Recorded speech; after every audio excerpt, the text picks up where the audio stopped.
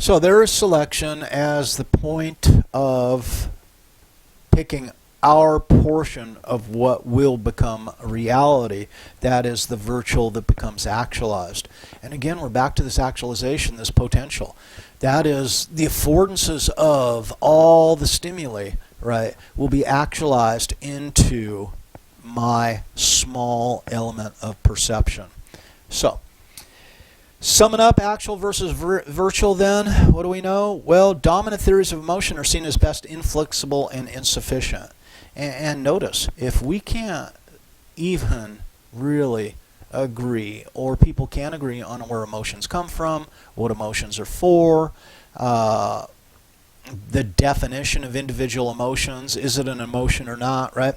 Dominant theories of emotion are seen at best as inflexible and insufficient. Right? And at worst, they're ignorant of the social and political forces that constitute modern subjective life. Wow. So there's a lot more to it. And Lewin would be pleased, right, because Lewin talked about field theory, and we operate within this phenomenological field. Emotional experience can be described, at least in part, as a process of selection of narrative and perceived context. So if someone typically responds with another emotion, let's say someone responds with an emotion of anger, and they do so quite readily, and they're sent to anger management training, what do we need to do? We need to perhaps help them to take greater control over the selection and the selection of narrative and the assessment of the context in which they're operating, that wheel, etc. So it becomes the actualization of the potential at this point. So the active affective stream, right, which is the physiological aspect of us, fluctuates. What are we going to name it? What are we going to label it? Why and how are we going to freeze it in time? And what label will we put on it? So this then becomes the actualization of the potential. The virtual, on the other hand, is something that has yet to become. So let's look at Matsumi here at affect and emotion. Then affective excess is described in terms of intensity, and that's the vertical. You know, I keep doing the vertical kind of motion here. Intensity can be defined as non-conscious autonomic experience, and I think that's fair. We can at least try that out, right? Emotion is the subjective content, that which is described. So the emotion is the label based on the narrative, the idiosyncratic experience. It's the sociolinguistic fixing of the experience at the point when it becomes personally defined. And it is our personal definition at that point. Thus, emotion is qualified intensity. The intensity is what attracts our attention, according to Matsumi, right? And it's autonomic. We can't really do a lot to change that, although some might argue, and the one thing that's lacking, definitely lacking in this class is a Buddhist perspective. That'll come in a future iteration of this course, but I think it's important in this context, right? And this, its intensity is owned and recognized. It becomes labeled, it becomes ours, and we're willing to own it. So the affective experience is divorced from the content, right? Because that's the stream, and then the content is what helps us generate a label. Intensity is nonverbal. It can be experienced non-consciously, and that's a big kind of, wow, I don't know. That would require a great deal of thought, right? Matsumi suggested autonomic experience rests largely on the surface of the body, the skin. And I'm like, well, okay, I'm going to take that with a grain of salt because we're getting kind of beyond my thinking at that point. So, and fear not, for many of us, we have to sit with these ideas for a good long time before we start to absorb what they could really mean. And I think Matsumi is one of those folks. Mixed with conscious experience, linguistic fixing takes place and the emotion can be experienced and described. So let's summarize it. Let's do a nutshell kind of thing.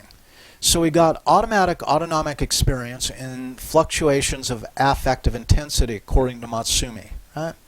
And then at some point we need to explain, based on the context where we find ourselves, whatever's happening, and we fix it in time, right? So that we can put an emotion label on it. And once we have that label, then we can move forward and experience the emotion and begin to communicate the emotion to somebody else. Wow. So some pretty heady thinking that comes, as we move into the later part of the 20th century. And I think we're at a point where we've created perhaps more confusion, obviously, than answered questions. And I think it's going to be a burden on some of us going into the 21st century to kind of disambiguate some of this. And I think, fields allow for that. That generate greater and greater levels of confusion, and then we move to some greater clarification, which then is supplanted by greater levels of confusion. So I think the acquisition of knowledge is a cyclical process. Right? So where are we going to go from here? Well, you know what? That was really confusing, wasn't it? And it's okay to be confused. I know some of us feel anxious, feel anxiety as a result of confusion. But remember, confusion is like the affective intensity is ramping up, and I'm going, why am I feeling this way? Because this guy's talking and I'm not being soothed. I'm not feeling relaxed. I'm feeling increasingly anxious because I don't understand what the hell he's saying. And then we might activate all these, idiosyncratic worries. Oh my God, is there going to be a test question that I'm not going to understand? Or is there going to be an assignment? Or, God, I just can't stand this anymore because I don't like not knowing, etc. That's all idiosyncratic stuff that generates, and will fix those experiences with emotion labels, right? But I want to offer something else. Yeah, oh my God, it is really, really confusing. And that's cool. Different narrative, right? Because these writings introduce and describe new concepts that lead to different ways to not only understand affect and emotion, but to understand what it is for us to be human. So the old stories that describe what a human being is and how a human being should behave and all that, maybe it's nonsense, maybe it's bullshit. And maybe it's just a tiny part of the story, and we need to move on and tell a better story, a story that's more in touch with the actuality of our humanity, our being. So, allows us a potential for new questions. We ask about emotional experience, which will in turn force us to embrace new research paradigms to explore these questions. And maybe then we reverse the trend and we become a little less reductionist in the laboratory, and we become a little more expansive and maybe step outside of the laboratory. And maybe, I don't know. So the future of research then, it's possible that research paradigms, especially laboratory experimentation, has forced us to understand emotion, right, within the context of a small selection of causal mechanisms. And that is, the causal mechanisms is the shit we manipulate in the lab. That's our independent variables. And the small selection of potential effects, that is our dependent variables, our measures. And maybe there's a better way. Maybe there's a more expansive way. Maybe there's a more inclusive way. Maybe there's a more context appreciative way to get at this. And that's one of the beauties, and that's why I loved research. I mean, if I didn't love teaching so much, I would still be a researcher, because I love designing research questions. I love asking those questions, and I love the creativity involved in trying to answer them. But that's up to a lot of you guys then.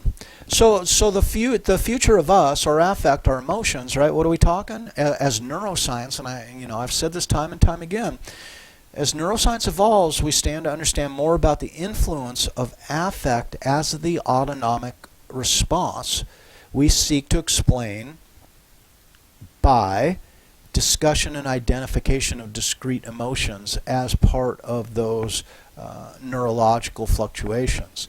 So as to the social aspects, think about this. We live in condensed physical and temporal space. We have the potential to live more virtually, and how is that going to affect us? And this is where I get back to the irony of this class being done during the COVID pandemic online, because we are immersing ourselves in virtual experience to an extent that has not been done for most of us before. We've increased the ability to select greater levels and more diverse amounts of virtuality. And as we do, the body becomes increasingly unnecessary. And as that relates to affect, if affect is located in the body, but a virtual being requires the body less and less, but affect comes from the body, what is to become then of emotional experience?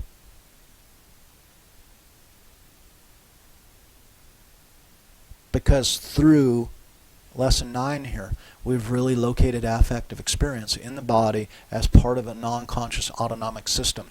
And if virtuality tends to separate us from our body, and remember the example of Lawrence in Arabia, the cognition in the body, to the extent that that separation becomes,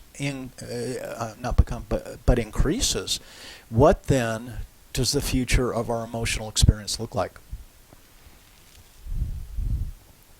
Like I said, more questions than answers.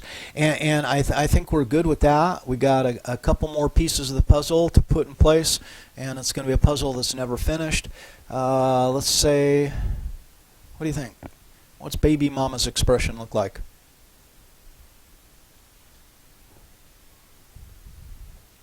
And notice when I ask you that question, your answer comes largely from your goals, motivation, and emotion, along with your idiosyncratic experience, along with the structure we're experiencing now. We don't know what the hell baby mama's feeling. I know baby mama pretty well. I got a good idea what she's feeling, but maybe I don't. And maybe that picture is there because I think it means something. She's like, what?